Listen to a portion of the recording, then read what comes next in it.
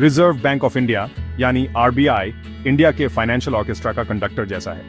यह हमारी इकोनॉमी की स्पीड सेट करता है। इसका एक इंपॉर्टेंट टूल है रेपो रेट।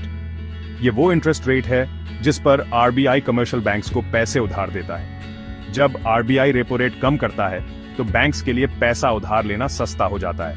मानो आरबीआई ने बैंक्स के लिए पेट्रोल का प्राइस कम कर दिया हो।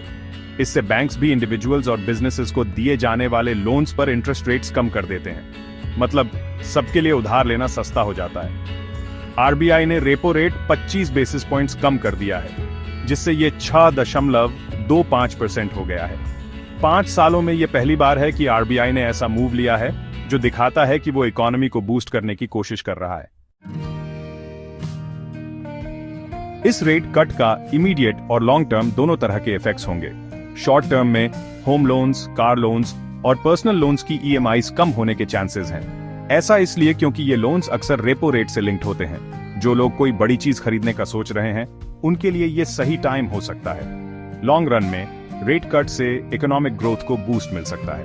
कम इंटरेस्ट रेट्स बिजनेसेस को नए प्रोजेक्ट्स में इन्वेस्ट करने के लिए इंकरेज करते हैं, जिससे जॉब्स क्रिएट होते हैं और स्पेंडिंग बढ़ती है। इससे इकोनॉमिक ग्रोथ और भी ज्यादा हो सकती है।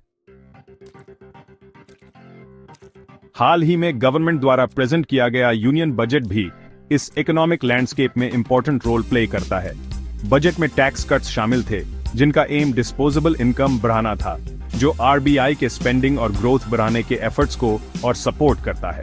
एक्सपर्ट्स का मानना है कि फिस्कल और मॉनेटरी पॉलिसी का ये कॉम्बिनेशन इंडियन इकोनॉमी के लिए टर्निंग पॉइंट साबित हो सकता है।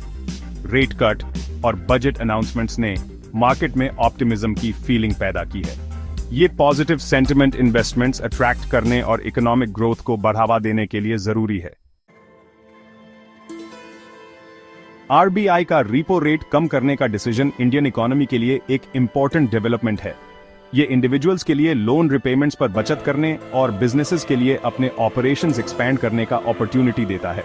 हालांकि लॉन्ग टर्म इंपैक्ट अभी देखना बाकी है, लेकिन ये मूव गवर्नमेंट के बजट प्रपोजल्स के साथ मिलकर इंडिया के इकोनॉमिक फ्यूचर के लिए पॉजिटिव ट्रैजेक्टरी इंडिकेट करता है। इन चेंजेस और उनके पॉसिबल इंप्लीकेशंस को समझना इंडिविजुअल्स और बिजनेसेस दोनों को इन्फॉर्म्ड फाइनेंशियल डिसीजंस लेने में हेल्प कर सकता है।